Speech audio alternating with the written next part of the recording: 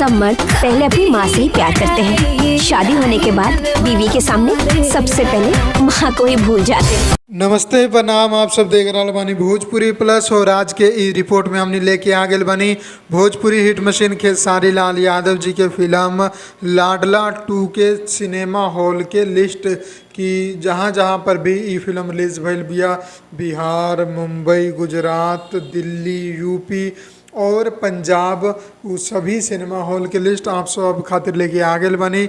आज यानी 22 सितंबर 2023 की फिल्म सिनेमा हॉल में रिलीज भइल बिया। तो पोस्टर पर आप लोग सामने स्क्रीन पर देख ही सकता नहीं कोना कोना सिनेमा हॉल में फिल्म रिलीज भइल बिया। एक पहला पार्ट बहुत ही ज़्यादा सुपर डुपर हिट रहे। अब आप लोगन के आशीर्वाद चाहिए ई फिल्म के भी सुपर डुपर हिट बनावे खातिर। और अगर आप लोग ई पोस्टर डाउनलोड करेला चाहता नहीं तो लिंक हम नीचे डिस्क्रिप्शन बॉक्स में देले बानी।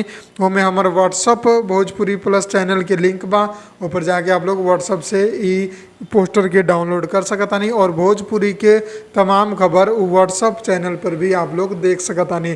तो अगर अपडेट पसंद आए बा तो वीडियो को लाइक करी, ज़्यादा से ज़्यादा शेयर करके चैनल के सब्सक्राइब कर ली। और हमने के व्हाट्सअप पर भी फॉलो जरूर कर लें। यूट्यूब से ज़्यादा अपडेट आप लोगों के व्हाट्सअप पर दिहल जाए लगातार। जय हिंद, जय भोजपुरी, प्रणाम।